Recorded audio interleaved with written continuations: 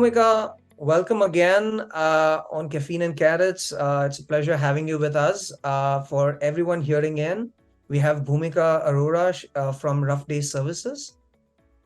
Hi, Rohan. It's a pleasure to be here and always, a pleasure to speak to you. We have so many discussions offline as well. So really Yes, excited to have this conversation. absolutely. And I know we've been discussing prior to this call a few times on a topic on an area that has, pretty much been discussed in every organization, and so onboarding and its importance, in the organization, the experience that it provides to the customers, and if you go down at the foundation, why is it even required, right? I mean, why do you need to have that? And so, would love to hear your thoughts to kick things off. Yeah, I love the discussion that, why do we even need it in the first place? Because we kind of just go with in default mode. We're like, okay, these are the things that we need. A lot of the times for customer success, that happens as well. Hey, our competitors are doing this, or other companies in SaaS and tech are doing this. Therefore, we should also. But it's important to be very intentional about why you're doing something. So I really love that, we're addressing the root cause of why we even need it in the first place. Yeah. So for onboarding, it has time and time again been proven that when a customer has a positive onboarding experience, they tend to stay on longer and they have a better connection with the company. Right. So your churn rates get reduced. And I've seen this from companies that I've worked with as well. When you improve the onboarding experience for the customer, Yeah. we did an analysis for one company where we measured the onboarding time, and we measured the how when do customers stay on after onboarding time? How long do they stay on after onboarding? And a lot of customers were dropping right after onboarding. And once we put in place a better onboarding experience for them, they stayed on the whole year for the most part, and it just improved that time period because that did not become a reason for them to drop off. There are several other reasons they could have churned, but the onboarding was not the reason that they were churning. They actually had a really good experience. So that is one of the many reasons that customers churn, and you want to make sure that the one that you have in control, ICP, all of those other things aside, you want your customer to have a positive experience. So that's why you want to have a structure in place. And there's a lot of proven ways that you can do this in the market as well. So there's examples of how long after a customer signs on should they receive a welcome packet, should they have their next training, how long after that should they be receiving a survey to give feedback. And one of the examples that I love to give is, so have you ever signed up for something and right away they're sending you, hey, can you give us feedback? Like you haven't even started using it. And they're like, can you give us feedback today? And you're like, I literally just signed up. I have no idea what feedback to give you. So Yeah. being very intentional about that, how Yeah. much after they've used the product do you want to get that feedback from them? And would they even be willing to? You don't want it to be too much after the onboarding period because they're really into it and they're using it and they're like, I don't care to give any survey responses. But if it's at a point where they're like, hey, I just saw the value of this and I really want to let somebody know, that's the time you have to hit them with the survey. So timing is everything in onboarding. Yeah, no, I love it. To summarize, it's not just a buzzword, it is and has to be intentional in the way you approach it. And so, in your experience working with, different clients over the years, and these are from different geographies or different sizes and different parts of their own maturity curve, uh, have you seen things play out differently? I assume you have, but would love to hear on that. Yeah, for sure. So it depends on, where the company's at, how structured their onboarding process is. There's everything from not having an onboarding process at all, not even feeling the need for it, and then all the way up to having a very structured approach that it actually becomes quite rigid. Yeah. So you almost want to have something in between, which is, hey, we have an onboarding approach, but we're willing to kind of change it up as needed. So Right. very, very structured companies will have a really great onboarding process in place. And they're also willing to change it around as needed as the product, changes and grows. But I think the most important thing, like you're saying, is just being very intentional with Right. that process, saying that, we have this onboarding process in place, Yeah. but things in the market are changing. So for example, right now with AI, a lot of generative AI has changed the game for onboarding for a lot of people, made Yeah. it a lot more automated.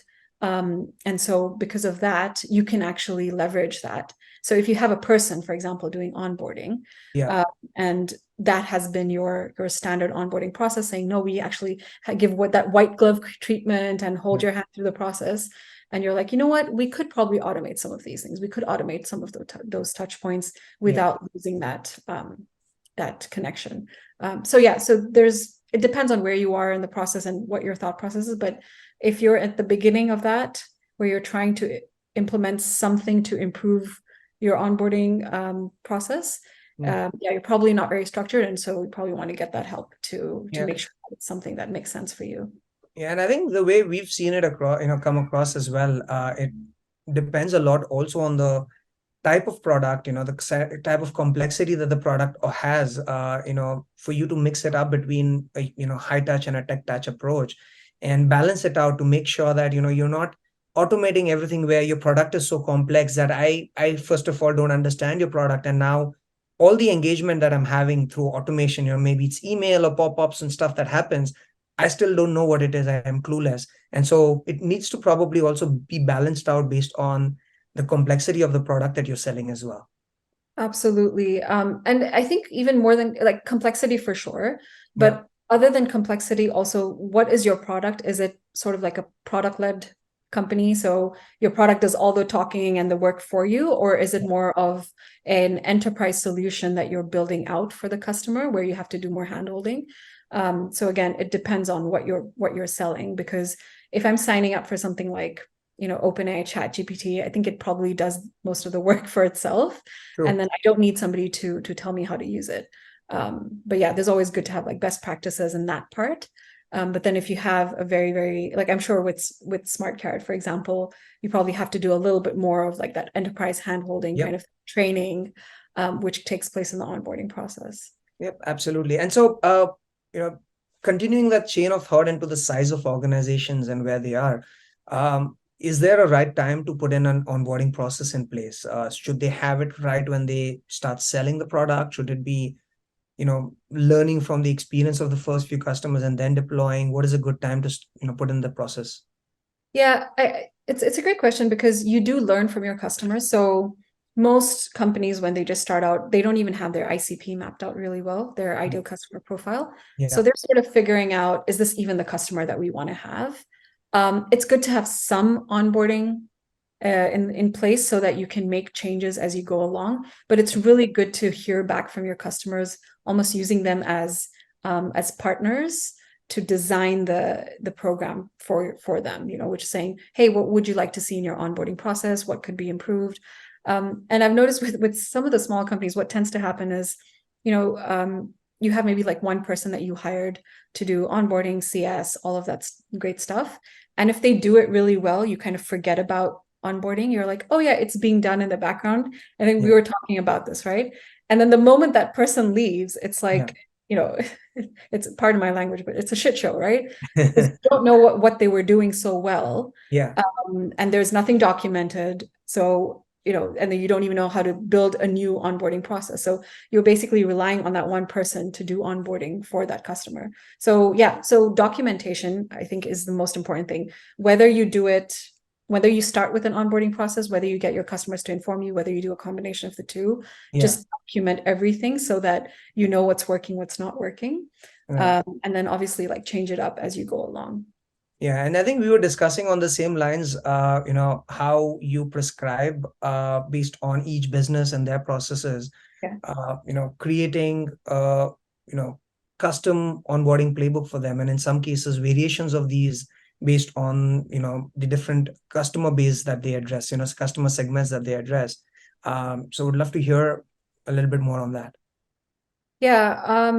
So basically, like if you have a super high touch enterprise kind of model, you might have different touch points within that organization as well. So maybe you have to train agents in an org, and you have to also manage the program manager, and you have to like kind of talk about metrics and success planning with them.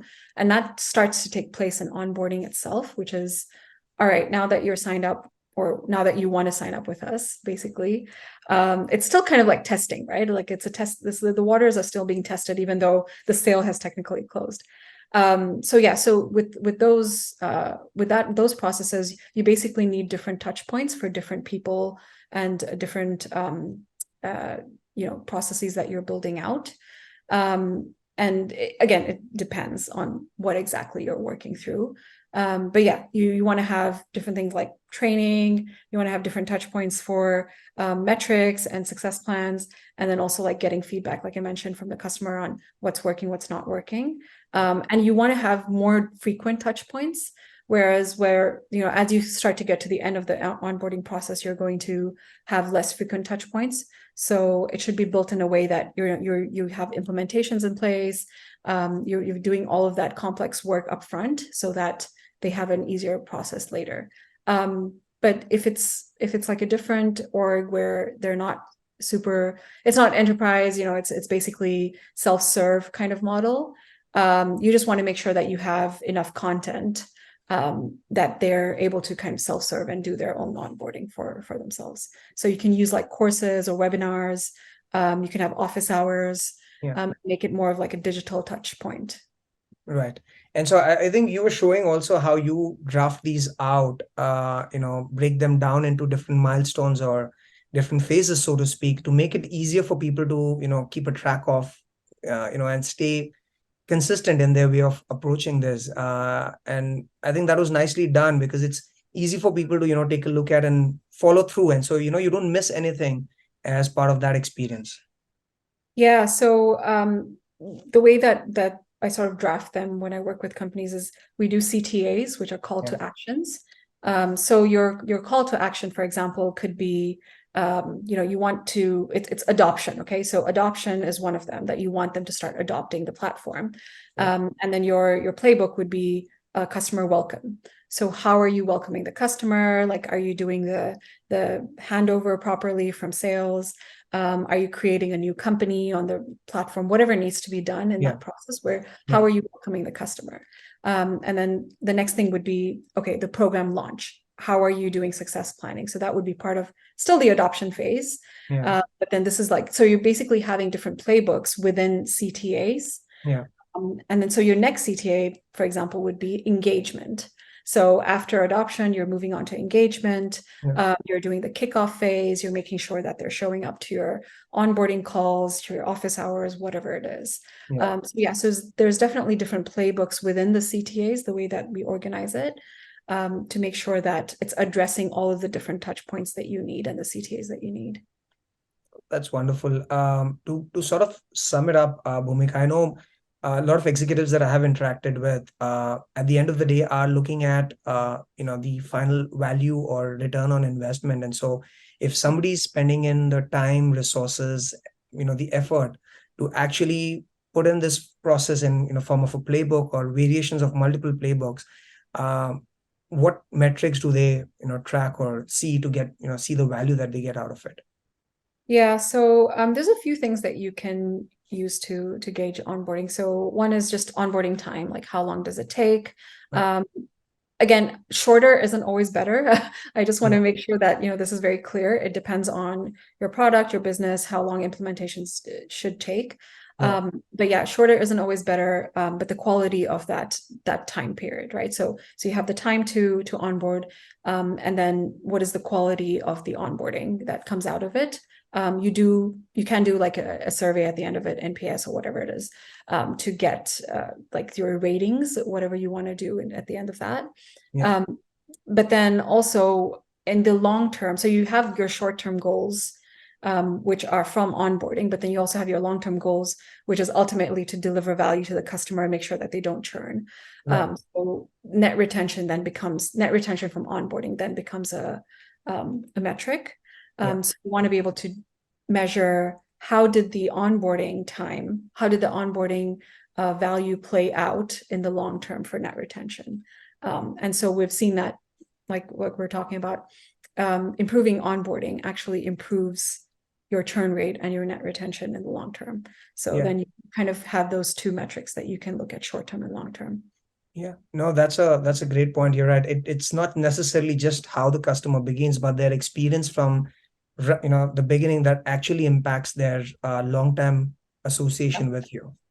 Yeah, and one of the other things that we're starting to look at more is measuring the outcomes that the customers are looking for, their desired outcomes. Yeah, So if you're able to capture that during the onboarding period, and you're able to document it, and you're able to either if you have like a CSM that you hand over to, or you are the CSM that continues to own that account, yeah.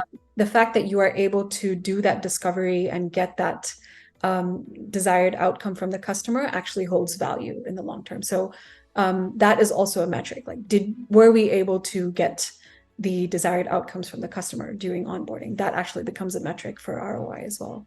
Yeah, no, absolutely. And I think it's a great point you mentioned there that, you being on the same page as the customer in terms of their immediate goals, their focus that they want to, get out of the way.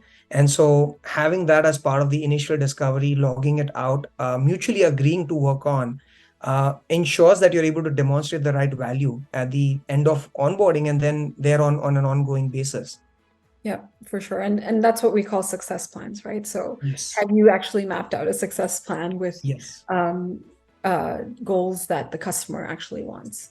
Yeah, no, absolutely. Those are wonderful thoughts. Thank you for sharing them with us, Bhumika. As always, pleasure speaking with you. Thank you, Rohan. Always a pleasure to chat with you as well. All right, thanks so much. Bye.